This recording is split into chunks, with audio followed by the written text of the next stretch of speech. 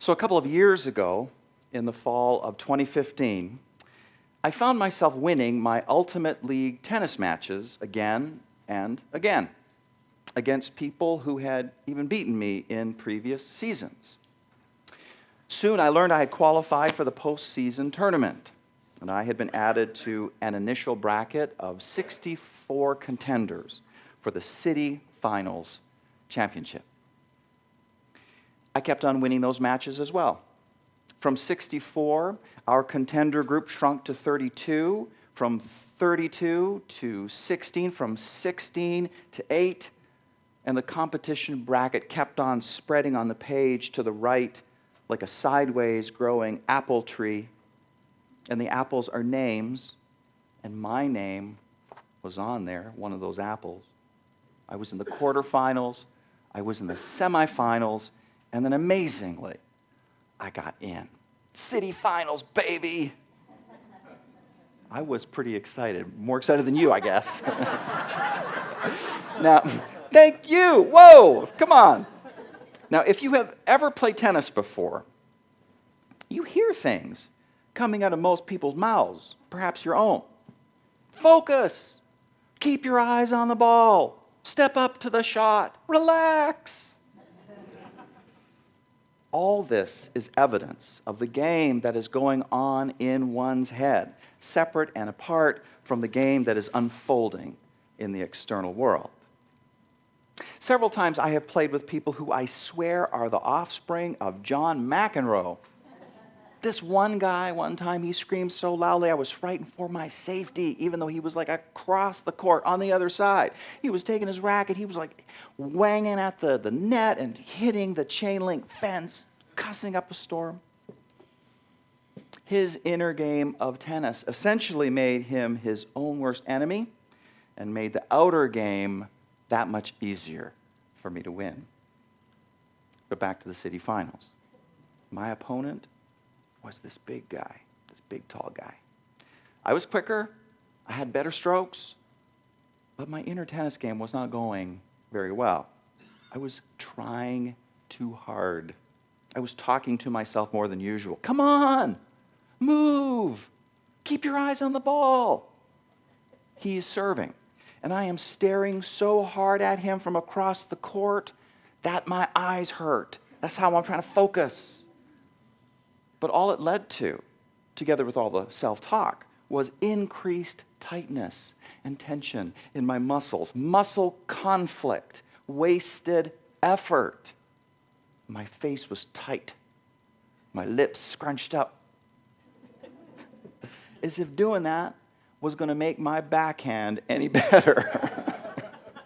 He was pulling ahead, and what I did was turn up the heat.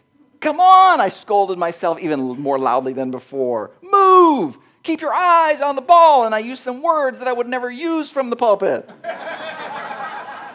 Oh, I lost my inner game. And I lost the outer game too. Oh, thank you. What's the matter with the rest of you? That was like, a compassion moment. There's awe over here, and you guys are just like, whatever. Oh. I need a hug.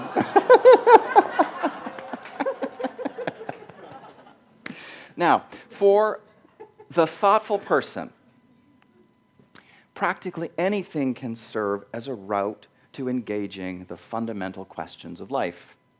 Here, the fact of my talking to myself while on the tennis court begs a certain question to be asked. Who is the one talking, and who is the one being talked to?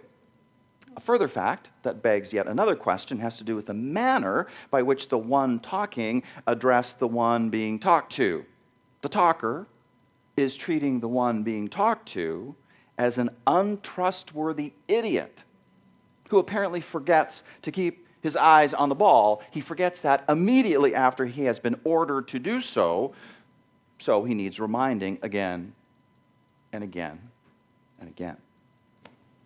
It resonates with an image that comes to us from the famous psychoanalyst Sigmund Freud, how the human situation is like a horse and a buggy in which the driver frantically struggles to control the horse who is hungry and lustful and disobedient. And all of this is happening while the driver's father sits in the back and he is lecturing the driver on all that he is doing that is wrong.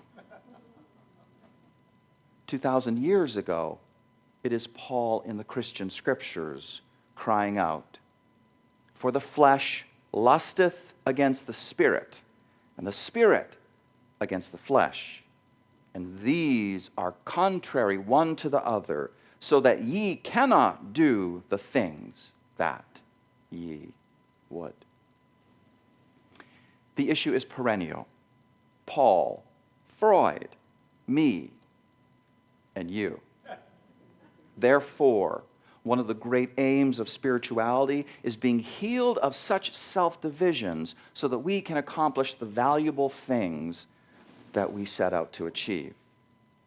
I highly recommend the book by Tim Galway, The Inner Game of Tennis, as a source of profound insight and guidance. And it is not just for your tennis game. You take your relationship with yourself into everything that you do.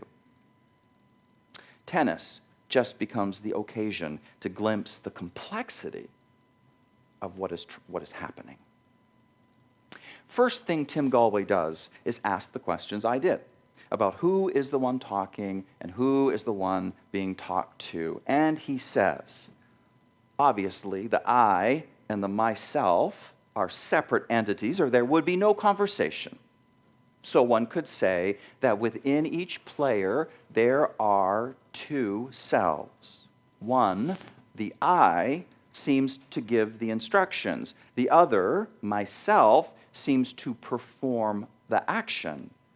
Then I returns with an evaluation of the action. For clarity, he says, let's call the teller self number one, and let's call the doer self number two. Self number one and self number two. The teller and the doer, they are indeed very different. And to add to my understanding of them, I went to the work of positive psychologist Jonathan Haidt and his description of the two very different processing systems at work in the mind at all times.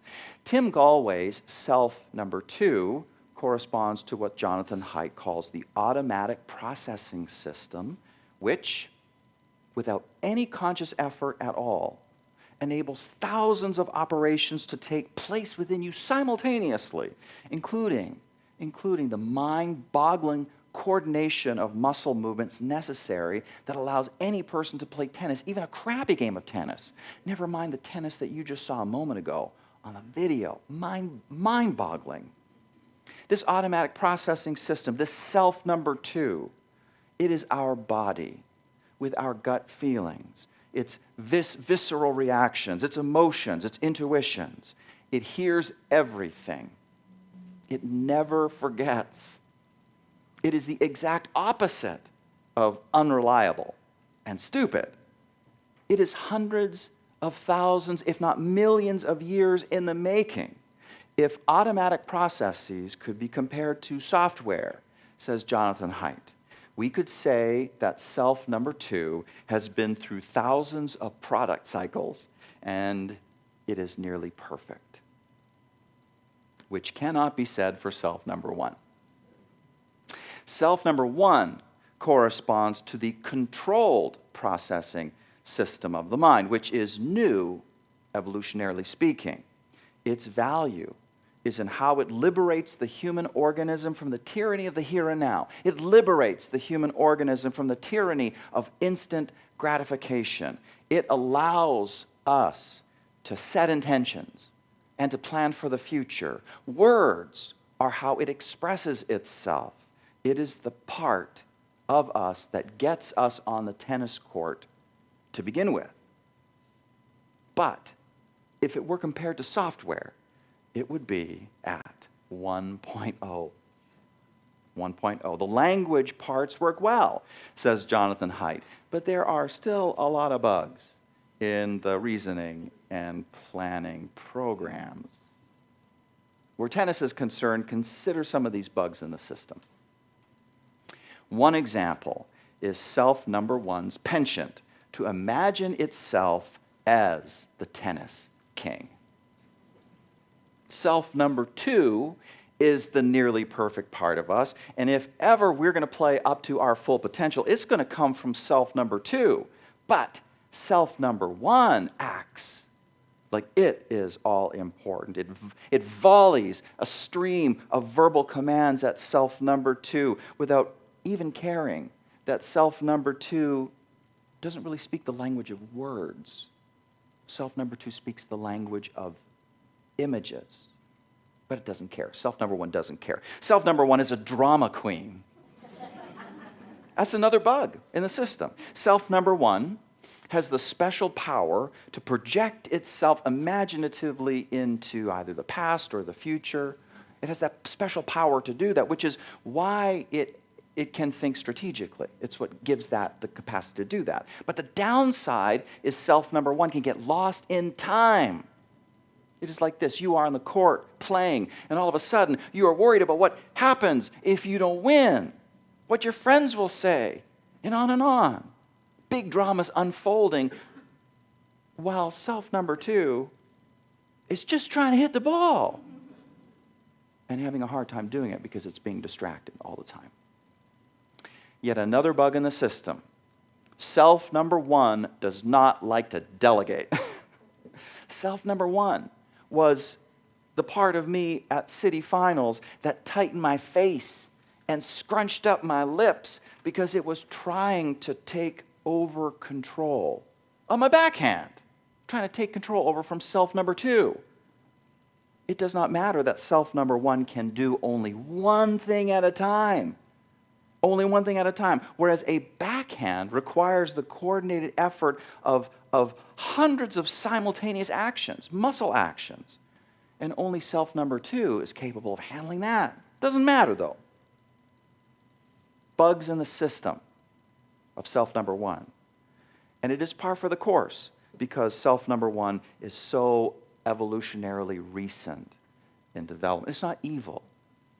It's just 1.0. And there's still more bugs. Judgmentalism, which interrupts the natural learning process.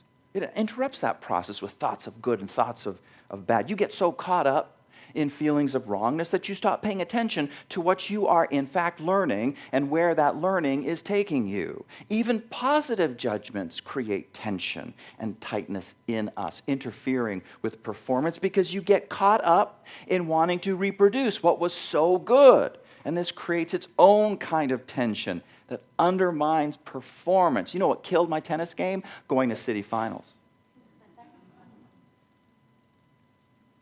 And the judgmentalism spreads. You hit enough bad forehand shots that you start to generalize about yourself. I am bad at forehands, you tell your tennis coach. You say that enough to self too, and it self too begins to live down to these expectations as a self-fulfilling prophecy. You see, that is yet another amazing ability of self number two. Give it a role to play, and it's going to play that role to the hilt.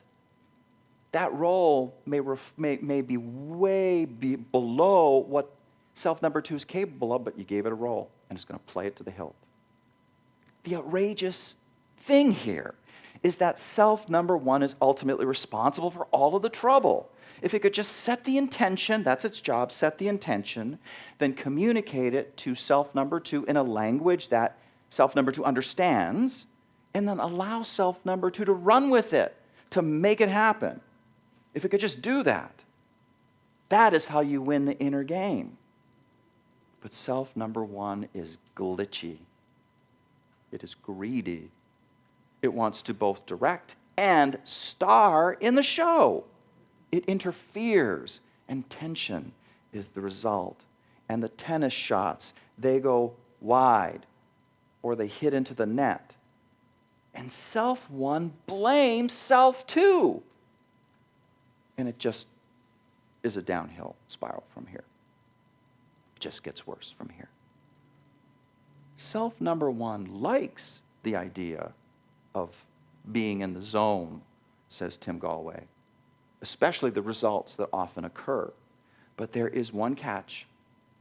The only way to get there is to leave self number one behind. And then he says, another way to look at the zone is that it comes as a gift. It is not a gift that one can demand, but you can ask for it. You can ask for it. And I want to turn to that right now. Self number one is the one who would be asking. Evolution added self number one to our human makeup so that asking for specific things could be possible. But after it asks, what needs to happen next? And Tim Galway says self-trust. Self-trust. Self one needs to trust that self two can get the job done. Self two is the doer, which has been hundreds of thousands, if not millions of years in development, and it is nearly perfect. So let it hit the ball. Let it hit the ball. Ask once, and then stop asking. You don't have to jabber at it endlessly like it's stupid. It is not stupid. Just let self two hit the ball. It is analogous to letting a baby learn how to walk. Tim Galway says, fortunately, most children learn to walk before they can be told how to by their parents. As a result, children not only to learn how to walk very well, but they gain confidence in the natural learning process which operates within them. Mothers observe their children's efforts with love and interest, and if they are wise, without much interference. If we could treat our tennis games as we do a child learning to walk, we would make amazing progress. When the child loses his balance and falls, the mother doesn't condemn it for being clumsy. She doesn't even feel bad about it. She simply notices it and perhaps gives a word or a gesture of encouragement. Consequently, a child's progress in learning to walk is never hindered by the idea that he is uncoordinated. That's Tim Galway. Just imagine what it would be like for that child learning how to walk if a caretaker kept yelling, "Relax!" at it. If, when the kid lost its balance and fell, it felt judged on. Judged on. Would that kid even get to the point of walking? If it got there, what would their walking even look like? Like the Ministry of Silly Walks? Have you seen that? Monty Python? Who knows? Does anyone ever relax when they yell at themselves, "Relax!" That's right. Never. Healing the division between self number one and self number two is on self number one. Self two is always functioning impeccably and is constantly available to give the gift of being in the zone, of time standing still, that beautiful gift. But self number one needs to ask in a spirit of humility and then to let go, to have deep trust that self number two knows what it is doing. That is winning the inner game. There is an old Hindu story about a thief who was trying to avoid arrest. He darted into an ashram. He pulled on the characteristic garb of the yogi. He sat down in meditation like he'd seen yogis do before. He poured himself into pretending to be a yogi, also as to avoid arrest. And what happened was that he became enlightened. Pretending is about deeply feeling the image of or the shape of something that you are not. The child pretends that it can walk, and it tries, and it falls, and it tries, and it falls. And it does that all the way to walking. It pretends itself into walking. The magic of self number 2 is that it responds to deeply felt images as if they were true. Is there something these days that you are trying so very hard at, and your self number 1 is shouting commands at your self number 2, and all you're telling is not translating into all you're doing, and things feel even more awkward than before. Things feel bad, and the judgment has spread into a generalized certainty about yourself that you are bad, and it is a downward spiral from there. Does that speak to you today? Stop. Breathe. Rebuild trust with yourself. See yourself again as if for the first time.